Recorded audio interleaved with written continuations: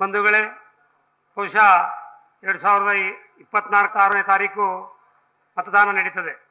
ಬಹುಶಃ ಕಳೆದ ಬಾರಿ ನಾವು ಕೆಲವು ಮತಗಳಿಂದ ದಿವಂಗತ ಧ್ರುವನಾರಾಯಣರವರ ಸೋಲನ್ನು ಕಂಡಿದ್ದೀವಿ. ಈ ಬಾರಿ ಹಾಗಾಗದೇ ರೀತಿ ನಾವೆಲ್ಲ ನೋಡ್ಕೊಳ್ಳೋದು ನಮ್ಮೆಲ್ಲರ ಆದ್ಯ ಕರ್ತವ್ಯ ಆಗಿದೆ. ಯಾಕಂದರೆ ಸಿದ್ದರಾಮಯ್ಯನವರ ಅಭಿವೃದ್ಧಿ, ದರ್ಶನ್ ಧ್ರುವನಾರಾಯಣವರು ಹೇಳಿದಾಗೆ ಬಹುಶಃ ಎಚ್.ಎಸ್. ಮಹದೇವ ಪ್ರಸಾದ್ರವರು ಮತ್ತು ಧ್ರುವನಾರಾಯಣರು ನಮ್ಮ ಭಾಗದಲ್ಲಿ ಒಳ್ಳೆಯ ಕೆಲಸವನ್ನು ಒಗ್ಗಟ್ಟಾಗಿ ನಾವೆಲ್ಲ ಮಾಡಿದ್ವಿ, ಒಳ್ಳೆಯ ಅಭಿವೃದ್ಧಿಯನ್ನು.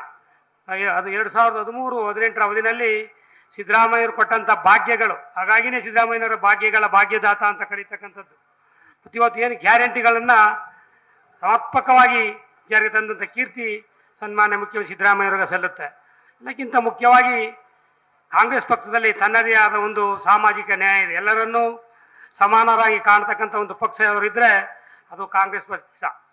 ಅಂಬೇಡ್ಕರ್ ಅವರ ತತ್ವ ಸಿದ್ಧಾಂತಗಳಿಗೆ ಆಧಾರವಾಗಿ ಎಲ್ಲರಿಗೂ ಸಮಾನ ಹಕ್ಕನ್ನು ಕೊಡ್ತಕ್ಕಂಥ, ಎಲ್ಲ ಸಮಾಜಗಳನ್ನ ನ್ಯಾಯವನ್ನು ಕೊಡ್ತಕ್ಕಂಥ ಪಕ್ಷ ಕಾಂಗ್ರೆಸ್ ಪಕ್ಷ. ಆ ದಿಕ್ಕಿನಲ್ಲಿ ಅನೇಕರು ನಮ್ಮ ಪಕ್ಷವನ್ನು ಬಿಟ್ಟೋಗಿದ್ದವರೆಲ್ಲ ಇವತ್ತು ನಮ್ಮ ಪಕ್ಷಕ್ಕೆ ವಲಸೆ ಬರೋ ರೀತಿ ಬರ್ತಾ ಇದ್ದಾರೆ.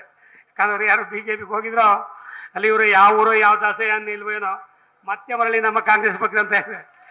ಹಾಗಾಗಿ ಇವತ್ತು ಕಾಂಗ್ರೆಸ್ಸು ಸರ್ವರಿಗೂ ಸಮಪಾಲು, ಸರ್ವರಿಗೆ ಸಮಬಾಳು ಅನ್ನೋ ನ್ಯಾಯವನ್ನು ಕೊಡ್ತಕ್ಕಂಥ ದಿಕ್ಕಿನಲ್ಲಿ, ಹಾಗೆ ನಮ್ಮ ನಾಯಕರುಗಳಾದಂಥ ಸಿದ್ದರಾಮಯ್ಯ, DK ಶಿವಕುಮಾರ್ ಅವರು, ಖರ್ಗೆ ಸಾಹೇಬರು, ರಾಹುಲ್ ಗಾಂಧಿಯವರು, ಸೋನಿಯಾ ಗಾಂಧಿಯವರು ಕೊಟ್ಟಿರ್ತಕ್ಕಂಥ ಗ್ಯಾರಂಟಿಗಳು ಎಲ್ಲ ಬಡವರಿಗೂ ದೊರಕತಕ್ಕಂಥದ್ದು. ವಿರೋಧ ಪಕ್ಷಗಳು ಅನೇಕ ಟೀಕೆ ಮಾಡೋಕ್ಕೋಸ್ಕರ ಇರೋದು, ಆದರೆ ಅವ್ರ ಟೀಕೆಗಳಿಗೆ ಯಾರು ಸೊಪ್ಪು ಹಾಕಕ್ಕೆ ಹೋಗಬೇಡಿ. ಬಡವರ ಪರವಾಗಿರ್ತಕ್ಕಂಥ ಪಕ್ಷ ಕಾಂಗ್ರೆಸ್ ಪಕ್ಷ.